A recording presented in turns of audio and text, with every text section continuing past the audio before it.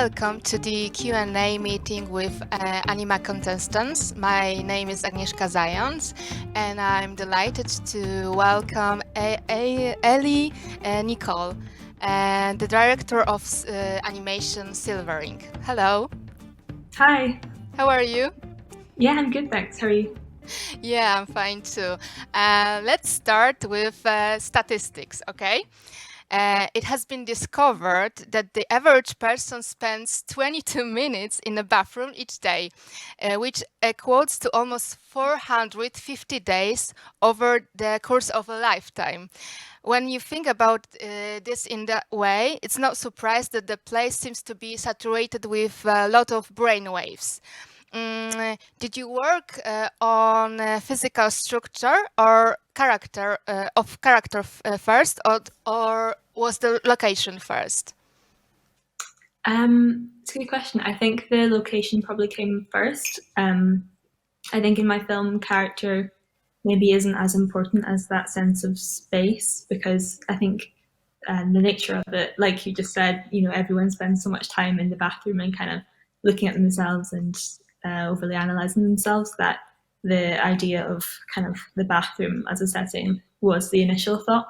And then the character herself is kind of more of a blank slate in a way. She's kind of, it's no dialogue, and it's just kind of about her relationship with her body. So I hope that people can kind of relate to her. She's not necessarily taking on any characteristics other than just that she's scrutinizing herself.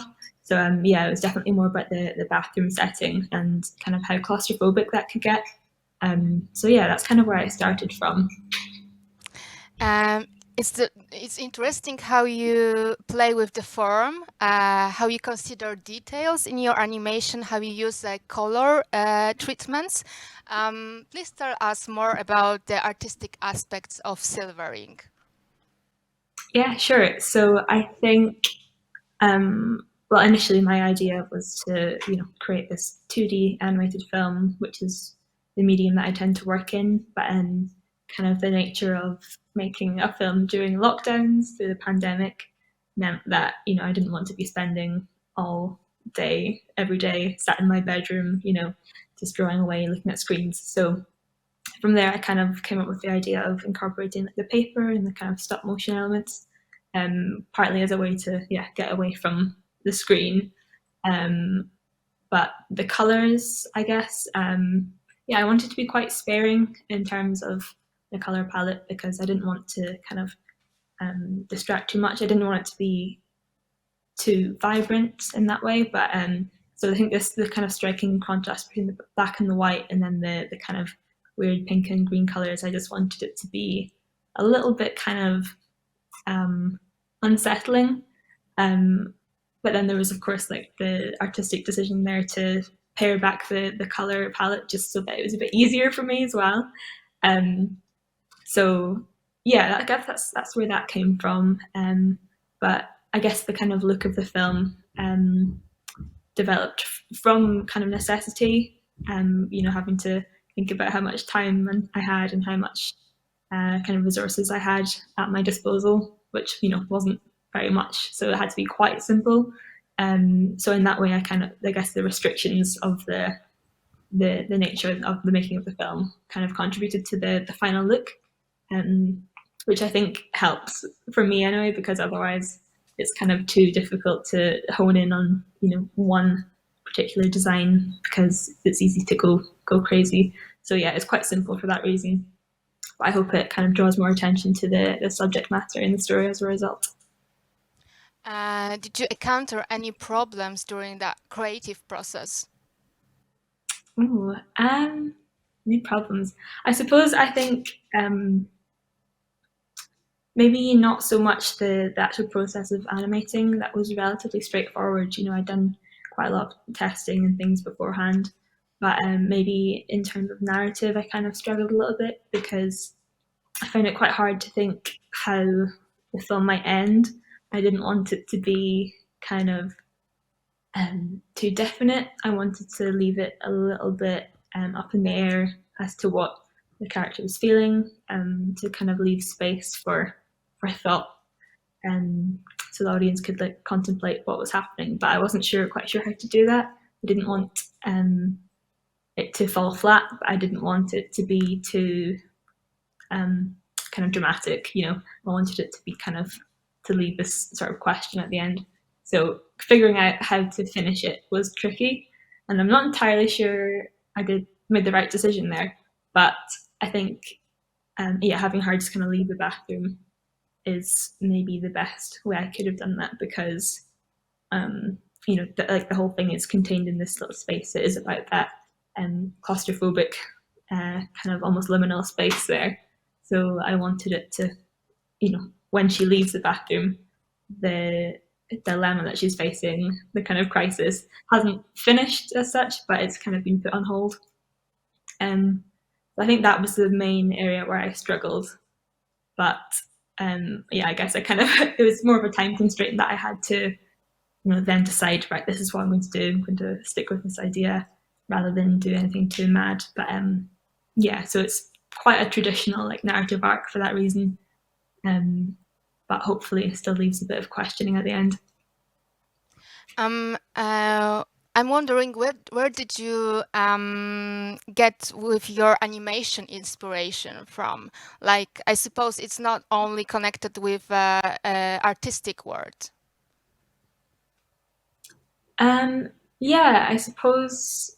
Well, I think in terms of style, I was looking a lot at other animators. There's a lot of filmmakers who I really admire that have made films to do with kind of like femininity and kind of biological like difficulties of being a woman that kind of tangle up with the emotional side of things.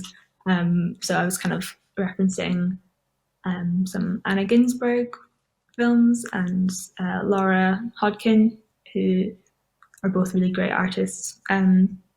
But in terms of other kind of media, I'm not sure. I think, the influences, I suppose, just came from chatting to women in my life, I guess. For a while, I was playing with the idea of doing more of a documentary sort of thing, by including like the voices of my mum and my grandma, but kind of strayed away from that path when I figured it might be best to have it a little more abstract. But definitely kind of talking to women about just kind of, I guess, aging. And so for me, I suppose I'm quite young, but do spend a lot of my time worrying about growing old and death and all of that fun stuff. Whereas, and I'm quite aware that that's not the best use of my time, but it was interesting kind of chatting to, women generation or two above me and to get their take on things. Because I guess we have a lot of perceptions about older women, and there's that kind of idea that women kind of become more invisible as they grow older. And I almost wanted to kind of tackle that head on and think about kind of the absurdity of us, judging ourselves in that way. I guess inspiration in that way came from, just the kind of difficulties of being a woman in this day and age, and the idea of growing old being quite a terrifying thing.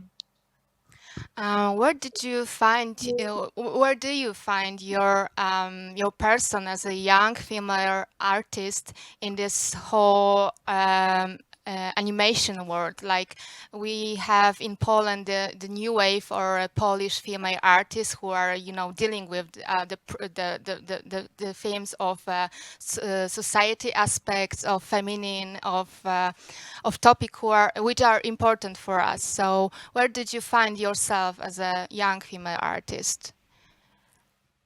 Right now I've just kind of recently graduated from my BA, so this film was completed as part of my degree.